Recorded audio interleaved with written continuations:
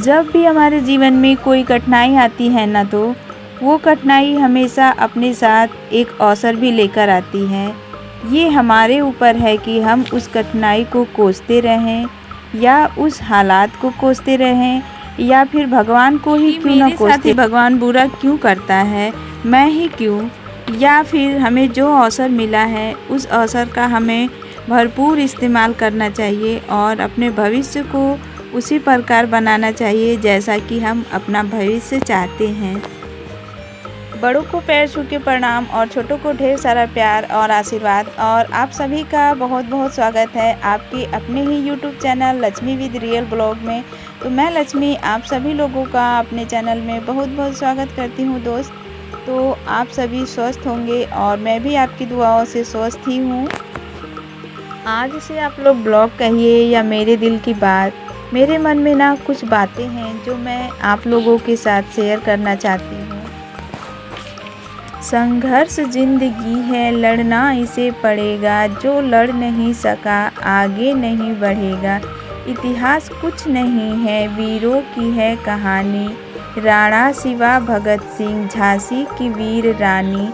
कोई भी कायरों का इतिहास क्या बनेगा, जो लड़ नहीं सकेगा आगे नहीं बढ़ेगा। ये जो कविता है ना दोस्तों, मुझे मेरी ज़िंदगी की हर एक सिचुएशन में हौसला देती है, चाहे परिस्थितियाँ मेरे साथ हो या मेरे विपरीत हो। इस कविता को जब जब मैं पढ़ती हूँ मुझे एक हौसला मिलता है, एक नई उमंग मिलती है और एक नया जोश मिलता है जो बार बार कहता है कि ये परिस्थितियाँ तो कुछ भी नहीं है, तुम इनको पार करो और आगे बढ़ो।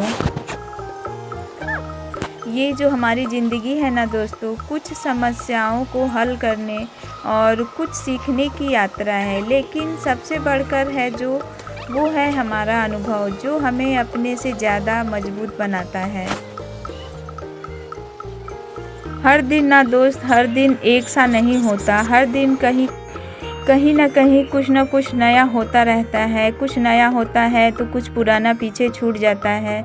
तो यही जोश और उम्मीद के साथ मैं अपना ब्लॉग शुरू करती हूँ फ्रेंड। और अभी योगा वगैरह हो गया है और योगा के बाद हो रहा है यहाँ पर नाश्ता, जो कि है नाश्ते में क्या है, अभी हमने बादाम भिगोए हुए थे। तो आज है फ्रेंड 3 जुलाई। तो अभी आज बच्चों का स्कूल भी खुल गया है। तो यहाँ बच्चे मेरे दोनों बेटियाँ मेरी तैयार हैं स्कूल जाने के लिए और मैं बादाम भिगोई हूँ, तो मैं खुद भी खा रही हूँ और बच्चों को भी दी हूँ, बच्चे खा रहे हैं यहाँ पर। और उसके बाद यहाँ पर मेरी बड़ी बेटी है जो उसकी देखिए यहाँ पर तमाशा शुरू है, वो नौटंकी बहुत दिखाती है। तो यहाँ पर उसको ज़्यादा चाहिए, उसको बादाम भी चाहिए और काजू भी चाहिए। तो छोटी वाली उसका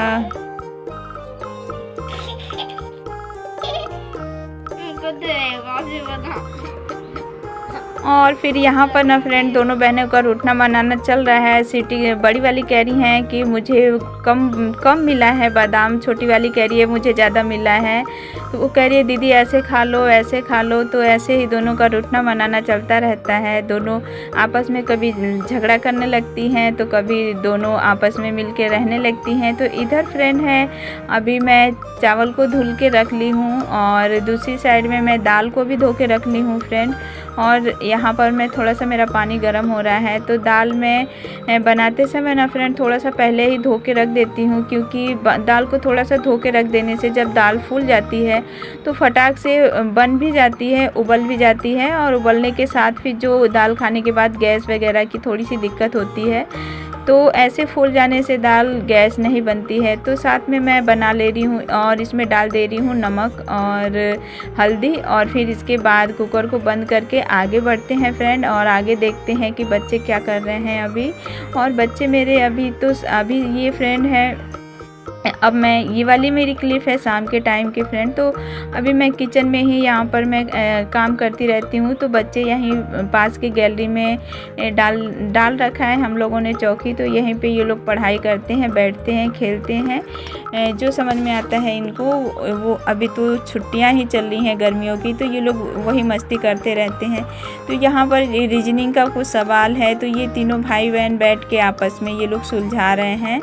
तो ठीक है फ्रेंड, अभी बारिश का मौसम है, बारिश आती है तो कुछ ना कुछ अच्छा करती है तो कुछ ना कुछ बुरा भी करती है फ्रेंड। और बारिश से ये बुरा हुआ है हमारे यहाँ कि हमारे पड़ोस में एक लोगों का घर था जो कि मिट्टी का था। तो बारिश की वजह से फ्रेंड वो काफ़ी पुराना भी था, तो वो उनका मिट्टी का घर गिर चुका है और काफ़ी दिक्कत हो रहा है उन लोगों को। और यहाँ पर देखिए फ्रेंड, हल्की हल्की बारिश हो रही है और हम लोग अभी छत पे हैं। और यहाँ पर देखिए इनका नौटंकी अभी शुरू है।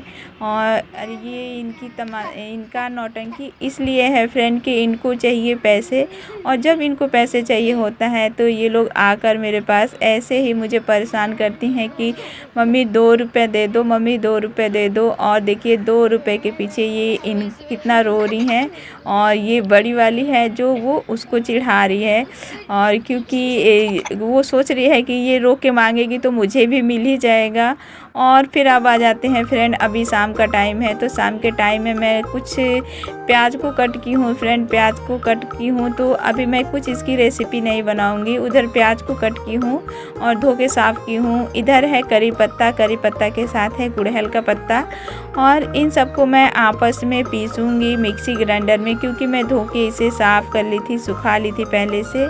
और इन सबको मैं पीसूँगी। और ये पत्ता मेरा काफ़ी दिनों का रखा हुआ है, करीबन 1 हफ्ते का। और अभी गर्मी का टाइम रहता है, धूप का टाइम रहता है तो ये सूख गया रहता है। बरसात का टाइम है तो ये पत्ता बिल्कुल ताज़ा है। और अभी मैं इसको ग्राइंड करूँगी फ्रेंड मिक्सर में। और ग्राइंड करने के बाद इसका बनाएंगे हम एक अच्छा सा पेस्ट। और पेस्ट बनाने के बाद मैं आप लोगों के साथ शेयर करूँगी कि ये पेस्ट बनाने के बाद कितना यूज़फुल हो जाता है, कितना पावरफुल हो जाता है, जो कि हमारे बालों के लिए बहुत ही अच्छा और उपयोगी है फ्रेंड। और ये देखिए हमारा पेस्ट बनके अभी ग्रीन ग्रीन तैयार हो गया है। लग रहा है कि हाँ, इसमें सावन का कलर चढ़ गया है बिल्कुल।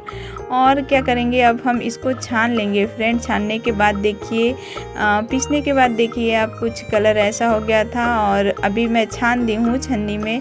छानने के बाद देखिए बिल्कुल पतला सा ग्रीन सा काढ़ा बनके तैयार हो गया है। हाँ, इसे मैं पीने वाली नहीं हूँ फ्रेंड। आप लोग सोच रहे होंगे कि ये इसे पिएंगी, तो नहीं। आप लोग ब्लॉग में बने रहिएगा आगे और देखिएगा आप लोग में कि मैं क्या करने वाली हूँ इसे ग्रीन से काढ़े का। तो देखिए कितना अच्छा लग रहा है ना, कितना अच्छा कलर आया है। तो यहाँ पर मैंने ले लिया है कॉटन। तो अभी मैं कॉटन की सहायता से, ये है मेरे हेयर जो कि काफ़ी झड़ चुके थे और काफ़ी डैमेज हो गए थे। समझ लीजिए कि 100% में से 10 ही % मेरे बाल बचे हुए थे। तो सारे मेरे बाल अभी ख़राब हो चुके थे। तो अभी मैं जब से ये सब यूज़ करने लगी हूँ, मेरे बाल लगभग आप लोगों के साथ में कितना बताऊँ, लगभग 60 या 70% से सही हो गए हैं। 10% से 70% रिज़ल्ट आ गया है फ्रेंड, और वो भी मेरे मेहनत से। मैं प्याज का रस लगाती रहती हूँ अपने सर में, और जो कि हमारे बाल डैमेज हो गए हैं, जो कि हमारे बाल बिल्कुल झड़ गए हैं। आगे से बिल्कुल चौड़ी सी मांग हो गई है और हम आगे से बिल्कुल टकले से हो गए हैं। तो ये जो प्याज का रस है ना फ्रेंड, नए नए हेयर को उगाने में बहुत ही फ़ायदेमंद है और बहुत ही असरदार है।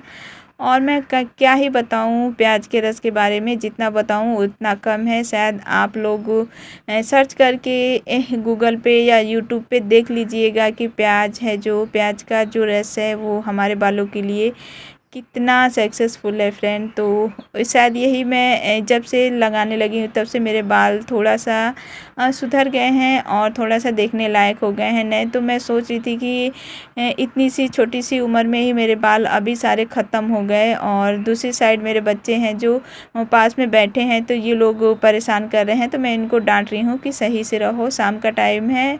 और क्योंकि लाइट भी नहीं होता है शाम के टाइम में, तो इन्वर्टर से ही चल रहा है, तो पंखा भी ये लोग साथ में ही चलाए हैं।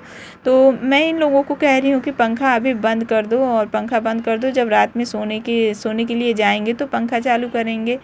तो ये लोग कह रहे हैं कि नहीं मम्मी, अभी हमें बहुत गर्मी लग रही है, थोड़ा सा पंखे को चलने दो। फ्रेंड, जब फ्रेंड बारिश होती है तो बारिश से पहले उमस बहुत तेज़ होती है, या फिर थोड़ी सी बारिश हो जाती है, थोड़ी सी बारिश हो जाने के बाद उमस बहुत तेज़ बढ़ जाती है। तो वही कहते हैं ना कि बारिश आती है तो कहीं ना कहीं कुछ अच्छा करती है। और अब आता है फ्रेंड मेन मुद्दा, जो कि अभी मैं आप लोगों के साथ शेयर करने वाली हूँ। ये है यूपी टेट संस्कृत विजयी भाव, जो कि हमारे सर ने लिखा हुआ है, सर्वज्ञ भूषण सर ने। तो इसका मैं इस टाइम में इसका अध्ययन कर रही हूँ, क्योंकि जो है ना हमारे टीजीटी के सिलेबस में तो कुछ चीज़ें बेसिक से भी आती हैं। तो बेसिक से हमें क्या पढ़ना है, कैसे पढ़ना है, संधि समास कारक।